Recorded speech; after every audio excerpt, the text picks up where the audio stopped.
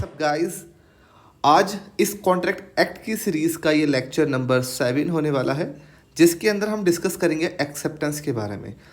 इससे पहले के 2 लेक्चर्स में हम ऑफ़र एंड एक्सेप्टेंस को डील कर चुके हैं, जिसमें खाली हमने ऑफ़र ही पढ़ा है, ऑफ़र के बारे में पढ़ा है और फिर ऑफ़र के बारे में पढ़ा हमने। 2 जो लेक्चर्स हैं इससे पहले वाले, वो सिर्फ ऑफ़र के बारे में हैं। आज हम पढ़ने वाले हैं एक्सेप्टेंस के बारे में। जैसे कि हमने डिस्कस किया था, ऑफ़र प्लस एक्सेप्टेंस बनता है प्रॉमिस।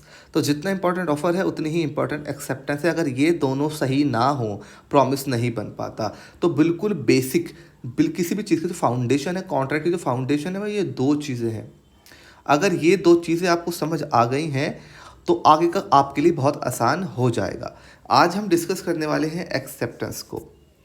एक्सेप्टेंस किस तरीके की होनी चाहिए, क्या ज़रूरी इसमें बातें हैं और कौन सा सेक्शन इसके बारे में डील करता है। ऑफ़र को बहुत अच्छी तरीके से इससे पहले वाले लेक्चर्स में डील कर चुके हैं।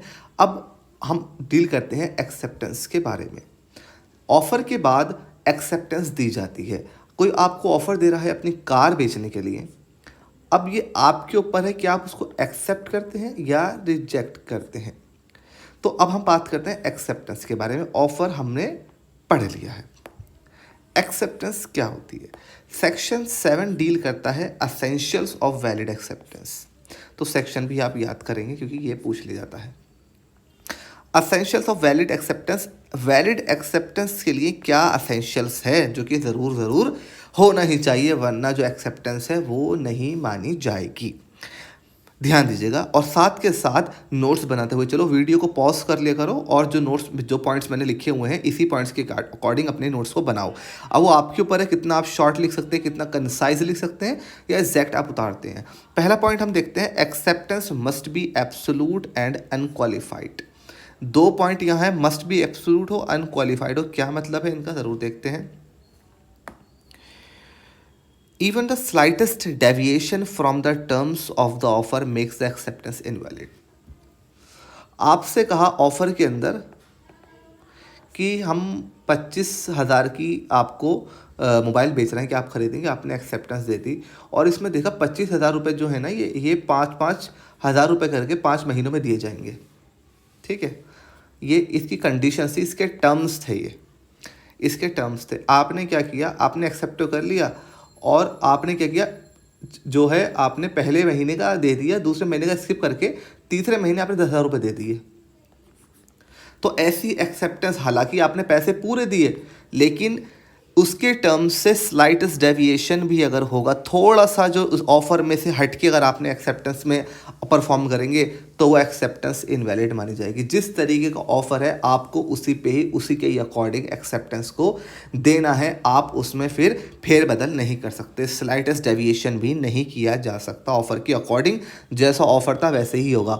आपने ऑफ़र किया किसी चीज़ का 50,000 का और बाद में आप दे रहे हैं कि यार ये तो आपस की बातचीत है, 45,000 रुपये ले लो, ऑफ़र साइन करने के बाद नहीं माना जाएगा। तो स्लाइटेस्ट डेविएशंस भी नहीं माने जाते। जिस तरीके का ऑफर है आपको उसको उसी तरीके से एग्री करना पड़ेगा उसके ऊपर। Acceptance with any condition is no acceptance. आप अगर कोई कंडीशन लगा रहे हैं ऑफ़र के, आपको ऑफ़र मिला किसी पर्टिकुलर चीज़ का और आप कंडीशन लगा रहे हैं उसके ऊपर, तो वो कोई एक्सेप्टेंस नहीं मानी जाएगी। एक्सेप्टेंस मस्ट बी एब्सोल्यूट होनी चाहिए, कोई कंडीशन नहीं लग सकती। तो इसी तरीके से एमसीक्यूज आता है, जैसे कि ये पर्टिकुलर लाइन है ना, ये पर्टिकुलर लाइन लगा के आपको दे देंगे, ये क्वेश्चन बना देंगे ऐसे करके क्वेश्चन, और ऑप्शंस दे देंगे, acceptance with any condition is डाल देंगे, यहाँ पे डैश डाल देंगे और लिख देंगे void acceptance, valid acceptance, no acceptance, इस तरीके से ये लिख देंगे यहाँ पे।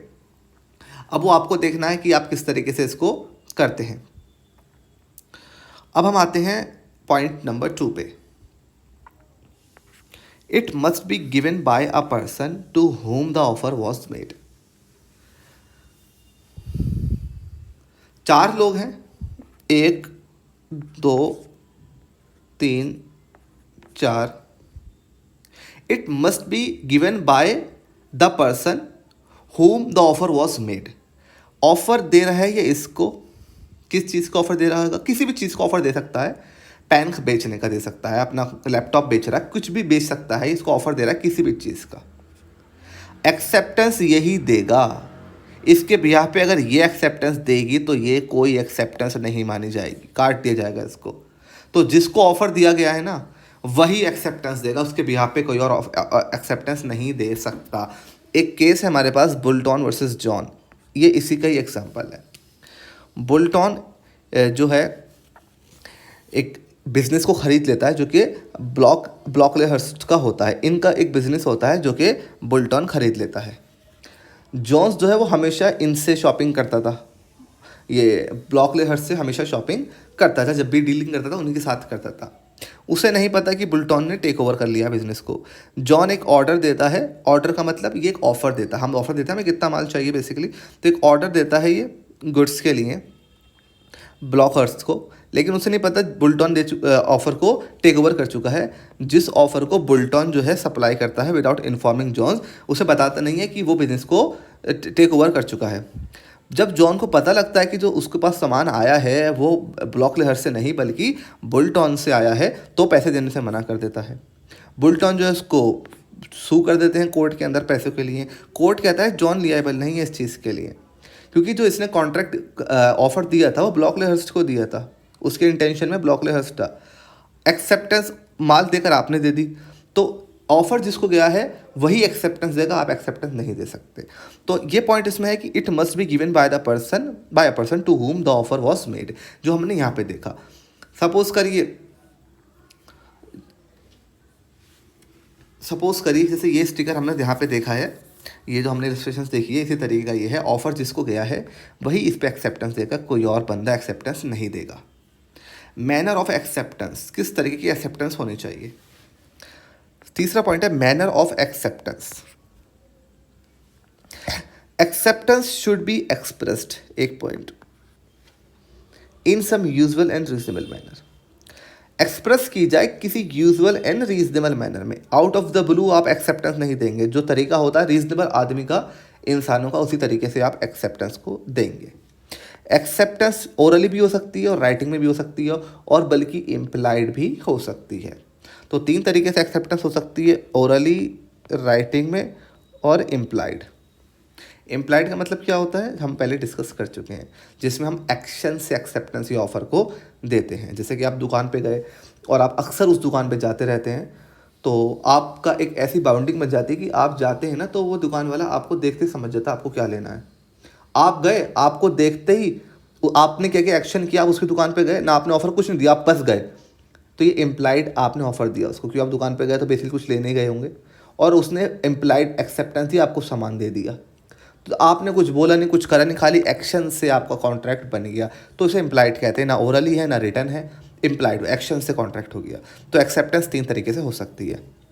पॉइंट नंबर 4 है एक्सेप्टेंस मस्ट बी कम्युनिकेटेड। जैसे कि हमने ऑफर का बताया, लक्ष्मण शुक्ला, गौरी दत्त, हम किस पढ़ चुके हैं, सबको डिस्कस कर चुके हैं। अगर आप नए हैं चैनल पे तो पीछे से आप वीडियोस को देखते हुए आओ, जिसमें ऑफर गौरी दत्त वर्सेस लक्ष्मण शुक्ला का केस हमने पढ़ा, जिसमें जो ऑफर था वो कम्युनिकेट नहीं किया गया था। तो ऑफर कम्युनिकेट नहीं किया गया था तो एक्सेप्टेंस भी नहीं मानी जाएगी। इसी तरीके से एक्सेप्टेंस भी है वो भी कम्युनिकेट करी जानी चाहिए पूरी तरीके से। अगर आप एक्सेप्टेंस कम्युनिकेट नहीं करते हैं तो वो एक्सेप्टेंस नहीं मानी जाएगी। एक्सेप्टेंस शुड बी कम्युनिकेटेड, ज़रूरी है आप अगर एक्सेप्ट कर रहे हैं तो आप उसको बताएं हाँ कि मैंने एक्सेप्ट किया है। By the acceptor to the proposer को बताई जाए कि हाँ मैंने आपका ऑफर एक्सेप्ट कर लिया है। नो कम्युनिकेशन, कोई अगर कम्युनिकेशन नहीं है एक्सेप्टेंस की तो no communication is equal to no acceptance, no acceptance equal to no contract, no promise. तो ऑफर भी कम्युनिकेट करना बहुत ज़रूरी है, एक्सेप्टेंस भी कम्युनिकेट करनी बहुत ज़रूरी है। बहुत इंपॉर्टेंट पॉइंट है, पक्का इस पे रीजनिंग आएगी ही आएगी आपके पास, बहुत आती है, बहुत ज़्यादा आती है। 5th पॉइंट है silence does not amount to acceptance. Mere silence can never amount to the offer being accepted. Acceptance has to be communicated to the offerer whether it is expressed or implied. अगर आप चुप रहते हैं ना और आप कुछ बोलते नहीं हैं तो आप ये नहीं समझे कि आप एक्सेप्टेंस दे रहे हैं, क्योंकि लोग कहते हैं चुप्पी का मतलब हाँ है। तो ये चुप्पी का मतलब जो हाँ है ना वो कॉन्ट्रैक्ट में काम नहीं करता है। तो इस बात को आप ध्यान रखो। अगर आप किसी चीज़ पे साइलेंट हैं, आपको ऑफर दिया और आप चुप बैठे हुए हैं तो यहाँ पे हम चुप्पी का मतलब हाँ नहीं मानेंगे, ठीक है। Remain silent does not amount to acceptance, बहुत ब्यूटीफुल केस है इसके ऊपर, बहुत इंटरेस्टिंग है, फेल्ट हाउस वर्सेस बिंडले। ये जो क्लासेस हम पढ़ा रहे हैं ये इंडिया में होने वाले सभी लॉ एंट्रेंस के लिए बहुत यूज़फुल है, चाहे क्लैट हो आपका, AILET हो, DULL हो, BHE हो, जो भी एग्ज़ाम आप लॉ की तैयारी कर रहे हैं सभी एग्ज़ाम्स के लिए बहुत इंपॉर्टेंट ये सीरीज़ होने वाली हैं। और हम बहुत जल्द ही अपना, आप जब भी इस वीडियोस को देख रहे हैं और आप तैयारी कर रहे हैं अपने लॉ एंट्रेंस की, तो आप व्हाट्सएप हमें करें। हो सकता है जब आप इसको देख रहे हैं और अपना हम लीगल का कंप्लीट बैच निकाल चुके हों जिसमें हम इसी तरीके से बहुत ब्यूटीफुली हर इलस्ट्रेशन, हर पिक्चर के साथ पूरे लीगल को कंप्लीट कराएंगे आपकी हर एग्ज़ाम के लिए। तो व्हाट्सएप पे ज़रूर आप कांटेक्ट करें जब भी अगर आप इसको देख रहे हों और आप एंट्रेंस तैयारी कर रहे हों, राइट। तो आइए शुरू करते हैं। एक केस है जैसा हमने कहा, silent does not amount to acceptance. A offered by a letter to buy his nephew's horse for $30। A है जो कि अपने नेफ्यू, अभी नेफ्यू में कन्फ्यूजिंग नहीं होना, ए जो है वो अपने, ए जो है बी को ना ऑफर देता है कि मुझे आपका एक जो हॉर्स है वो ख़रीदना है $30 का। अब $30 30,000 को मान लो, मतलब अपनी लैंग्वेज बहुत ईजी से इसको समझो। साथ में कहता है ये लेटर के अंदर, if I hear no more from you I shall consider the horse mine. कहता है अगर मैं आपसे कुछ ना सुनूंगा इस बारे के अंदर कि आपको बेचना है, मतलब आप अगर मुझे कुछ नहीं बताएंगे तो मैं आपकी चुप्पी को समझूंगा कि घोड़ा मेरा हो गया। आप इस बात को बहुत ध्यान से समझना। ये कह रहा है आपकी तरफ से अगर कोई रेस्पॉन्स नहीं आता है मेरे ऑफ़र का तो मैं समझूंगा कि मेरा जो हॉर्स है वो मेरा हो गया है। The nephew sent no reply, और जो इसका जो नेफ्यू बेसिकली ये हॉर्स खरीदेगा उसने कोई रिप्लाई भेजा ही नहीं। एज सजेस्टेड बाय ए, जैसे कि ए ने कहा था कि अगर मैं आपसे कुछ रिस्पॉन्स ना मिलूँ तो मैं आप समझूंगा कि हॉर्स मेरा हो गया है। बट जैसा ए ने कहा था वैसा ही इसने नेफ्यू ने किया। बट टोल्ड बी, और ऑक्शनर से कहता है कि उस हॉर्स को बेचना नहीं। जिसका हॉर्स है वो ऑक्शनर से कहता है, उसकी ऑक्शन होने वाली होती है बेसिकली, तो उससे कहता है कि आप ना हॉर्स को बेचना नहीं। As he intended to sell the horse to a, क्योंकि वो नेफ्यू चाहता है कि जिसने मैं ए को अपने हॉर्स को बेचूं, राइट। आई थिंक इस पर कन्फ्यूजन थोड़ी सी होगी, इसको दोबारा समझ लेते हैं अच्छे से, बहुत ईजी तरीके से समझा दूंगा इसको मैं आपको एक बार और। इसमें क्या होता है, ए होता है एक व्यक्ति जो कि अपने नेफ्यू से कहता है कि मुझे आपका हॉर्स ख़रीदना है $30 के अंदर, और साथ साथ कहता है अगर मुझे आपसे कोई रिस्पॉन्स नहीं मिलता इस ऑफ़र के बारे में तो रिस्पॉन्स ना मिलने को मैं समझूंगा कि जो हॉर्स है मेरा हो गया। नेफ्यू इस ऑफ़र को पढ़ता है और साथ के साथ अपने जो ऑक्शनर होता है, जो घोड़े की नीलामी करने वाला होता है, उसको बोल देता है कि भाई आप ये घोड़ा मत बेचना, क्योंकि वो चाहता है कि ये घोड़ा मैं ए को ही बेचूं जैसा कि उसका मेरे पास ऑफ़र आया है। लेकिन जो ऑक्शनर होता है ना वो बाय मिस्टेक उस हॉर्स को बेच देता है, बाय मिस्टेक उसको बेच देता है जिसको मना करता है बेचने को उसका मालिक। इट वॉज हेल्ड, कोर्ट ये कहता है कि ए कुड नॉट सक्सीड, क्योंकि ए जो है ना उस पर केस कर देता है अपने नेफ्यू पे हॉर्स ना बेचने के लिए मुझे, क्योंकि उसने कहा था, मैं समझूंगा, एक्सेप्टेंस दे दी थी कि अगर तुम मुझे कुछ रिस्पॉन्स नहीं दोगे तो मैं समझूंगा हॉर्स मेरा हो गया। ये रिस्पॉन्स नहीं करता है तो मतलब इसके पास से ये कंसिडर करता है कि हाँ एक्सेप्टेंस हो गई है। कोर्ट कहता है ए जो है ना वो इस अपने केस में नहीं कामयाब हो सकता क्योंकि his nephew had not communicated acceptance to him, क्योंकि नेफ्यू ने कोई कम्युनिकेशन को अपनी एक्सेप्टेंस को कम्युनिकेट नहीं किया था। और ये समझ रहे थे कि जो ये चुप बैठे हैं कि मैं कुछ नहीं सुना आपसे, आपको कोई रिस्पॉन्स ना मिले तो मैं एक्सेप्टेंस को समझ लूँगा। तो कोर्ट ने यहाँ डिनाई कर दिया है कि कम्युनिकेशन करना ज़रूरी है। अगर आप कम्युनिकेट नहीं करते, चुप रहते हैं, तो कोई कॉन्ट्रैक्ट एग्जिस्टेंस में नहीं आ सकता, राइट। छठा पॉइंट है हमारे एक्सेप्टेंस का, it should be communicated bye the acceptor with in a reasonable time. तो बेसिकली यहाँ जो मेन पॉइंट है वो रीजनेबल स्पेसिफाइड टाइम का है। Acceptance must be given with in the specified time. अगर ऑफर के अंदर कोई लिमिट दी हुई है कि आप अगर इस पर्टिकुलर से बात कर रहे हैं लोग कि भाई ऐसे एक्सेप्टेंस दे रहे हैं और इसने एक टाइम बोल दिया कि आप मुझे कल तक बताना इसके बारे में, तो आपको कल तक ही बताना पड़ेगा इसके बारे में। अगर स्पेसिफाइड कर रखा है ना कल, टुमोरो, तो आपको टुमोरो ही इसके बारे में बताना पड़ेगा। डॉक्यूमेंट है, उसमें लिखा हुआ डॉक्यूमेंट के अंदर 31 October, please let me know by 31 October, तो आपको स्पेसिफाइड टाइम के अंदर ही बताना पड़ेगा अगर ऑफर के अंदर लिखा हुआ है, ठीक है। अगर कोई ऑफर के अंदर टाइम लिखा हुआ ही नहीं है, if no time is mentioned, acceptance must be given within a reasonable time. तो अगर कोई पीरियड मेंशन नहीं है ऑफर के अंदर, तो रीजनेबल टाइम के अंदर आपको एक्सेप्टेंस को देना है। रीजनेबल टाइम क्या होगा? रीजनेबल टाइम डिपेंड करेगा fact and circumstances of each case. Her case के फैक्ट और सर्कमस्टेंसेस को आप कॉमन उसमें समझें, हर केस की सिचुएशन के अकॉर्डिंग रीजनेबल टाइम डिसाइड किया जाता है। तो आई थिंक 6 पॉइंट यहाँ समझे, एक पॉइंट और है, वो है 7वां। Acceptance should be given after the offer is made, क्योंकि एज अ स्टेप्स हमने समझे थे कि पहला होता है ऑफर, पहला स्टेप, दूसरा स्टेप एक्सेप्टेंस, ये दोनों मिलते हैं तो बनता है प्रॉमिस, कंसिडरेशन मिलती है तो बनता है एग्रीमेंट, और एग्रीमेंट के बाद इसको अगर ये एग्रीमेंट एनफोर्सेबल बाय लॉ है तो बनता है कॉन्ट्रैक्ट, कॉन्ट्रैक्ट बनता ही लगाता है कॉन्ट्रैक्चुअल ऑब्लिगेशंस, और एप्लीकेशंस लगाने के बाद अगर कोई ब्रीच करता है तो उसको सू किया जा सकता है। तो पहला स्टेप ये, दूसरा स्टेप ये। हम इसमें जंप नहीं कर सकते कि डायरेक्ट इस पर आ जाऊँ उस पर आ जाऊँ, नहीं, पहले इससे गुजरना है फिर इससे गुजरना है। अगर जब तक ऑफर नहीं है एक्सेप्टेंस नहीं है, तो एक्सेप्टेंस तभी एग्जिस्टेंस में आएगी जब ऑलरेडी ऑफर एग्जिस्टेंस में है। यही पॉइंट ये कहना चाहता है।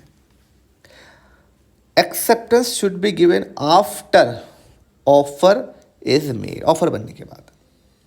Acceptance can be made only when the person is aware of the offer. देखो वही बात आ गई लक्ष्मण शुक्ला वर्सेस गौरी दत्त वाली। तो ऑफर का पता होगा तभी एक्सेप्टेंस दी जाएगी, ऑफर नहीं पता तो एक्सेप्टेंस भी नहीं दी जा सकती। तो ऑफर होगा तो एक्सेप्टेंस होगी, तो ऑफर के बाद एक्सेप्टेंस दी जानी चाहिए। If the acceptor is ignorant of the offer then there can not be acceptance to it. हमने लक्ष्मण शुक्ला का केस पढ़ा था। अगर ऑफर का पता ही नहीं है, इग्नोरेंट है ऑफर के बारे में एक्सेप्टर, तो there can not be acceptance to it. Case है लक्ष्मण शुक्ला का। इसके प्रीवियस लेक्चर में हमने ये केस समझाया हुआ है, तो इस चैनल को सब्सक्राइब कर लीजिए। आज हमने यही पढ़ा है, इसका स्टिकर यही कह रहा है कि पहले ऑफर होगा उसके बाद में उसकी एक्सेप्टेंस होगी। तो आई होप आपको उसके बारे में समझ में आया होगा। बहुत छोटा है, ऑफर जो है काफ़ी बड़ा है। ऑफर के बारे में हमने बहुत डीप पढ़ा है, सारे पॉइंट्स को देखा है, एक्सेप्शंस को देखा है, कंपेयर किया है इनविटेशन टू ट्रीट और ऑफर को, स्टेटमेंट, इंटेंशन ऑफ स्टेटमेंट को और ऑफर को, हमने सारी चीज़ों को पढ़ा है। उसके बाद हमने ऑफर को और डिस्कस किया है। आज हमने एक्सेप्टेंस को डिस्कस किया है। तो स्टेप 1 और स्टेप 2 हम डिस्कस कर चुके हैं बहुत ब्यूटीफुली। ऑफर एंड एक्सेप्टेंस आज हमारा कंप्लीट होता है। तो आपको कॉन्ग्रेचुलेशन कि हमारा ऑफर और एक्सेप्टेंस कंप्लीट हो गया है। टुमारो लेक्चर आएगा कंसिडरेशन के बारे में, व्हाट इज़ कंसिडरेशन। बहुत ब्यूटीफुली समझाया हुआ है। आपको इतने अच्छे से समझ में आएगा कि आप भी याद रखेंगे, कि कभी नहीं भूलेंगे। तो चैनल को लाइक करो, सब्सक्राइब करो। Thank you so much guys, thanks a lot.